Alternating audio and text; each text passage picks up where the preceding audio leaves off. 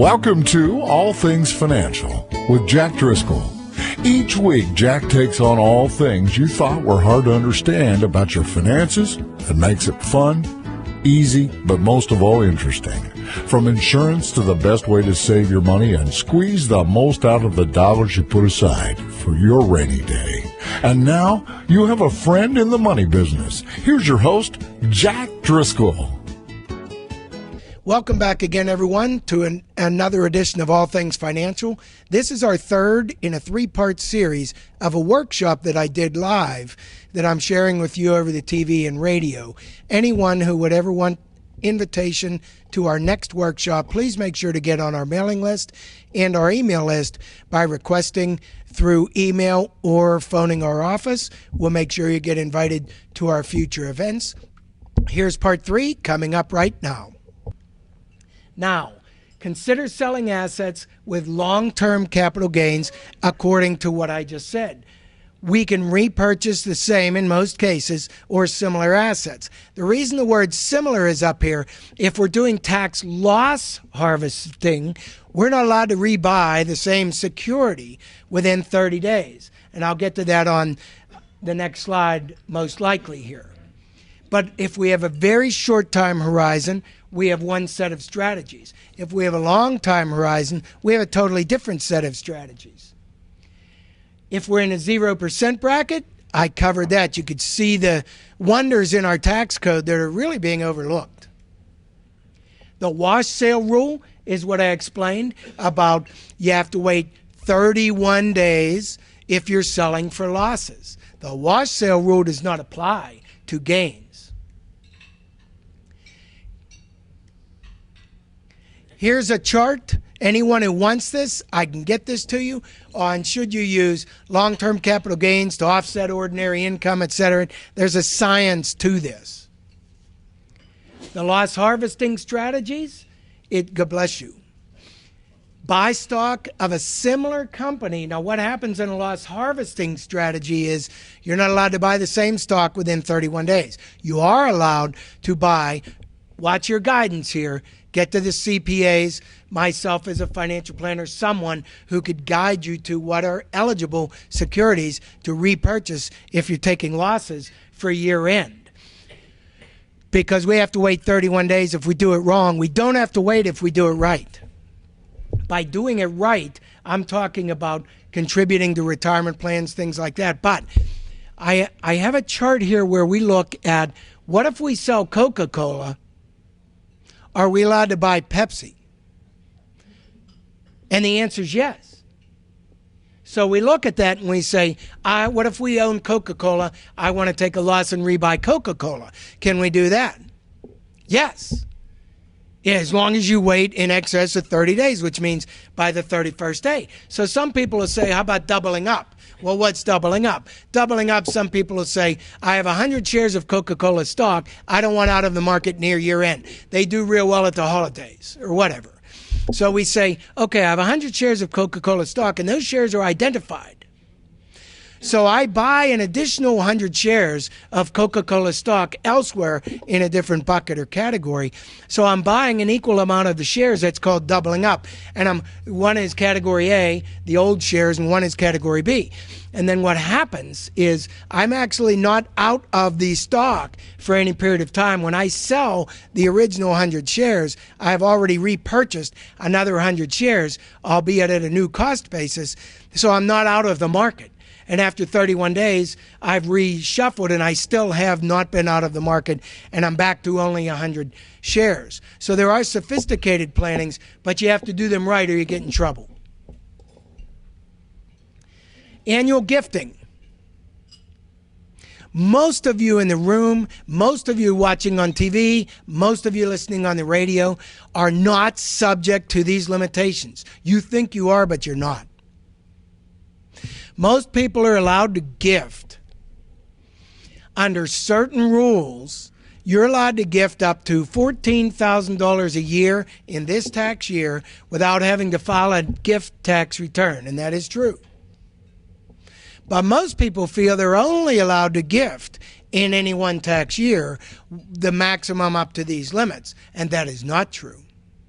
Most people also feel that you're only allowed to gift up to $14,000 per person, and if you gift in excess of that in any tax year, you will be taxed or the recipient will be taxed. That is also not true. The way it works is you don't have to file a gift tax return if you gift individually up to $14,000, not to exceed $14,000 from any one person to any other person in a tax year. If you're married, you could gift to one child. Your spouse can gift to one child. You can gift to grandchildren. They can gift to grandchildren. I mean, you can gift $100,000 or $200,000 in 1 year at no more than $14,000 from any person to any person, and you can multiply those gifts, and no gift tax return is required. However, what happens if you gift $1 million to one person in 2015? Is that a taxable gift? If the asset that you're gifting is already taxed, it's already cash. If you're gifting that asset, you have to file a gift tax return. That is correct.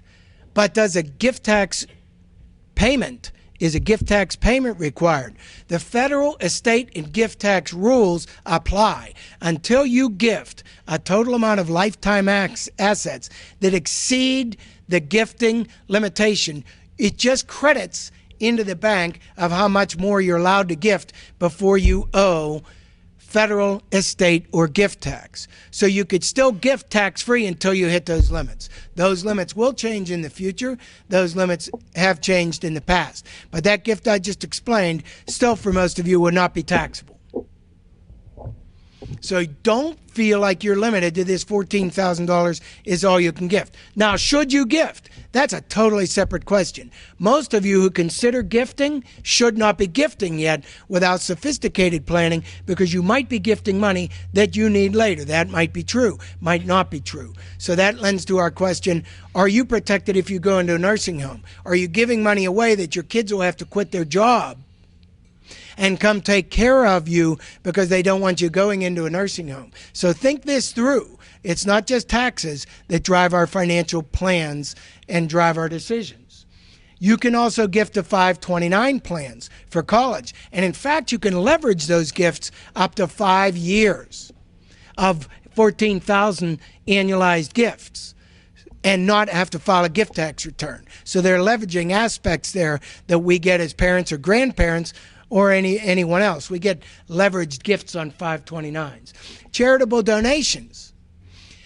You know we want to try to gift capital assets, appreciable assets, appreciated stocks to charities. Why? Because it's possible to gift stocks that we would owe income tax to a charity. The charity could sell the assets. Charities pay no income tax if they're 501c3, for example, and they can even give us a residual income, charitable remainder trust, charitable lead trusts. There are sophisticated planning opportunities. Why do I bring this up now? It's almost Christmas. This is the time that we consider gifts to charities. Maybe we want to consider other than cash. A Roth IRA. Many people don't have a Roth IRA. Some people do. I would look at your traditional IRAs. Roth IRAs are hard to get money into. But when you have a Roth IRA, how do you get money in? Number one, you contribute. We're only allowed to contribute so much money a year into a Roth IRA or a traditional. But you can convert a traditional IRA as much as you want. And you know what? With Roth IRAs, if you make too much money, you can't even contribute. But you could still convert. You could convert as much as you want of your traditional IRAs into a Roth IRA. That's a great tax planning strategy for some people. Why? Roths don't have any income taxes. If you hold them for at least 5 years and have attained the age of 59 and a half, both of those tests are met, it's tax-free forever. Tax-free growth forever, no 70.5% required minimum distributions, and the kids can inherit, or any heirs can inherit, the Roth IRA and pay no income tax. They can cash it in, or they could take it on required minimum distributions over their whole life expectancy and still pay no income tax on all the future growth. It's a wonderful gift, a wonderful tool. They may take it away someday, I don't know, but it exists now. We want to take advantage of these strategies. Should we shake out some money from your traditional IRA now? And should we consider converting some of that into a Roth? In its simplest terms, I'll show you this chart, and it's an interesting strategy. You should end up in the same place, whether you keep your IRA or whether you shake it out, as I say, and convert to Roth. Now look at this chart. The chart itself looks like it takes you to the same place at the end, doesn't it? The net account balance to the family, no matter when you cash out of the IRA, because as we all know, all money out of the IRA will someday be taxed. That is not necessarily always true. So this chart is not necessarily always true. Do any of you have parents or grandparents in retirement who don't any longer have to file an income tax return, who are only receiving Social Security, a low enough income that they're not paying income tax or much income tax, and it's possible to then draw some money from an otherwise taxable IRA, and as long as they don't get to the tax bracket level where they have to file an income tax, they may be able to pull some money out income tax free. So it is possible in some circumstances, in reality, to pull money from taxable IRAs where most financial planners might say, you'll pay tax someday. That's not always true, but it's usually true. So our situation here says, why bother if in the end we're going to pay tax anyway? Well, here's the strategy. What if we shake out a $100,000 IRA now and we cash it in all today? Sounds like the most foolish mistake we could make, because we're losing probably close to 40% of our money because we just pushed ourselves into probably the highest income tax bracket since we lumped it all in 1 year. One of the dumbest things we would think of that we could do. So we're left with a net $60,000. But as you could see from this chart, whatever perceived growth we have until death, no matter what, as long as I run the same math on both sides, in this case, we would see a theoretical account balance of $180,000 if I look at the longevity, the amount of time, versus the person who kept their IRA in over that same period of time, but then the kids cash the IRA in. Are most of you familiar with the stretch IRA? You know they want to get rid of the stretch IRA. The government and Congress has talked about this many times. Even if they don't get rid of it, most kids don't inherit a stretch IRA, otherwise known as a beneficiary IRA. Do you know why? Greed. They have the ability to inherit a stretch IRA. They just don't inherit a stretch IRA. Why? They don't want to wait for the money. So they cash the IRA in, they take the 40% loss or 30% or whatever it is, and they fix up their houses. So even though the ability to inherit a stretch IRA is there even today, the majority of IRAs are not stretched for long. They might be for a year or two. We're not seeing longevity planning from that next generation. So my advice to you is educate your children now, while you're here, as to the benefits of these stretches so this doesn't happen. But this chart shows theoretically ending up at the same place. Remember the strategy I shared a little earlier? For those of you who are healthy or moderately healthy, you could beat this chart,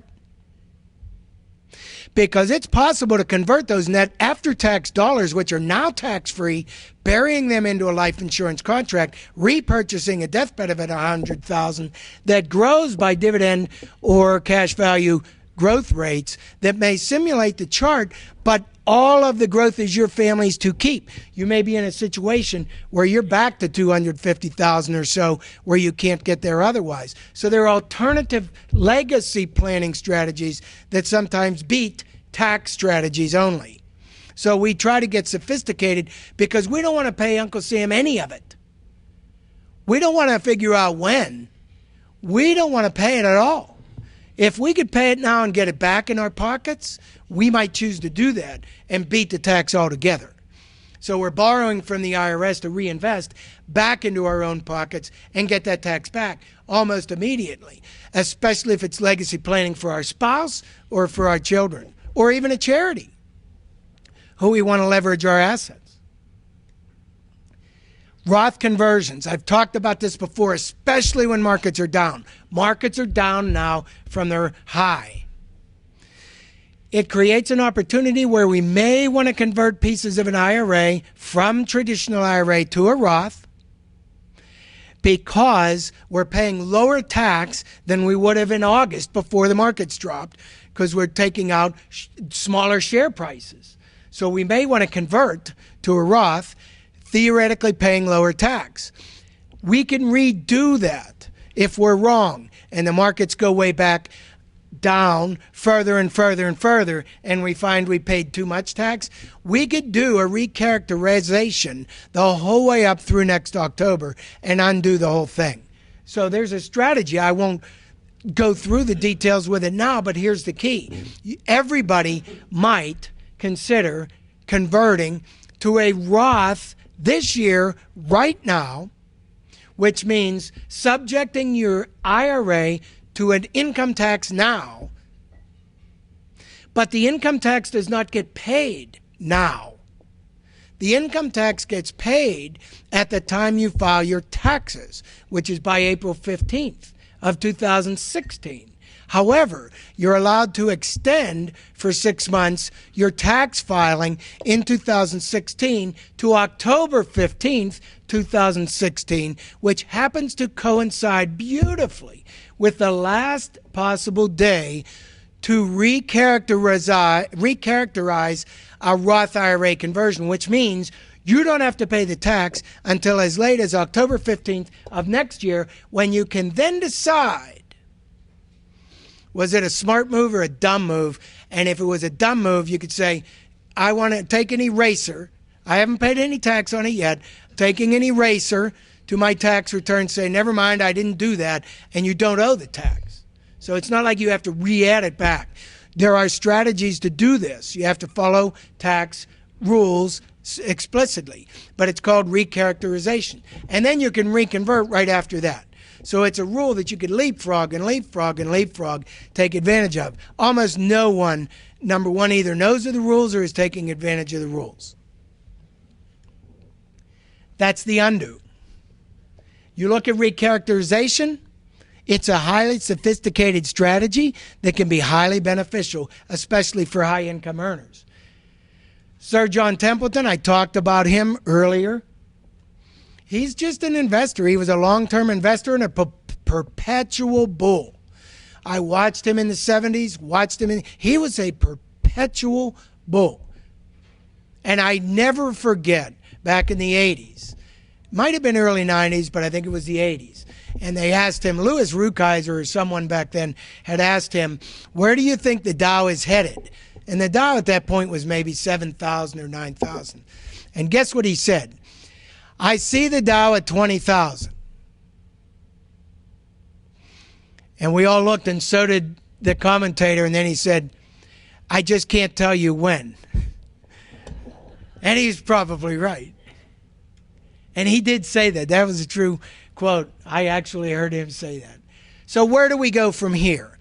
What you do is you go and get professional. You could see how sophisticated, but how potentially beneficial this planning can be. You get two proper skilled professionals. You work as a team with attorneys, financial planners as myself. Certified financial planner is a designation that you achieve and experience.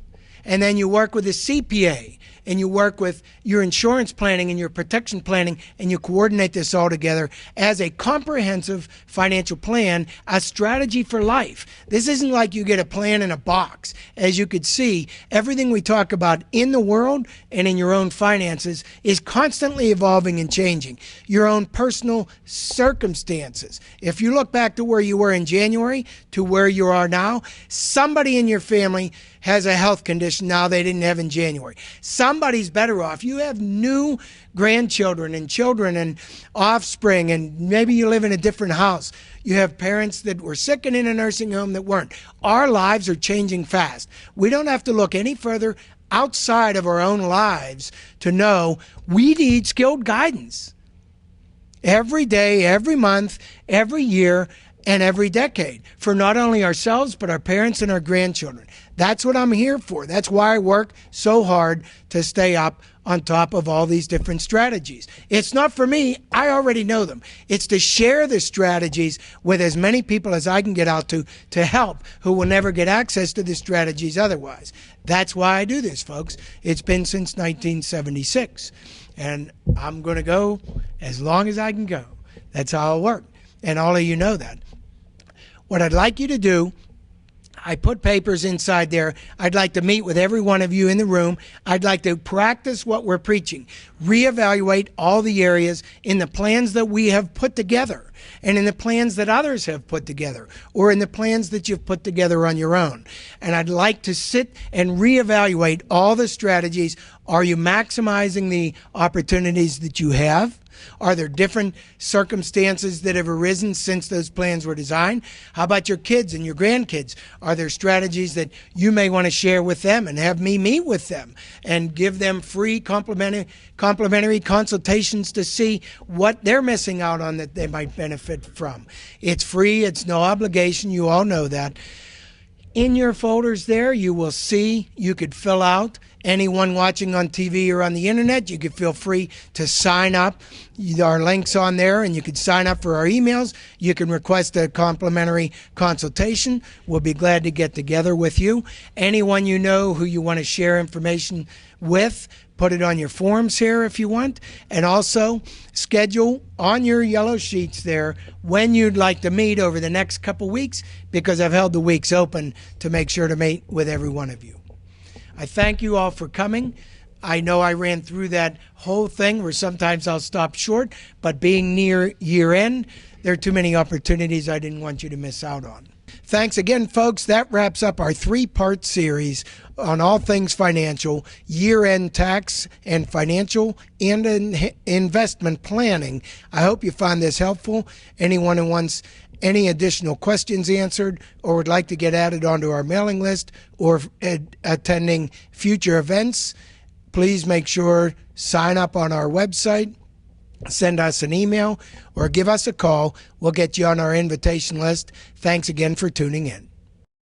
Securities and investment advisory services offered through SagePoint Financial Inc., member FINRA SIPC, and registered investment advisor. Insurance services offered through Driscoll Insurance and Financial Services Inc., which is not affiliated with SagePoint Financial Inc.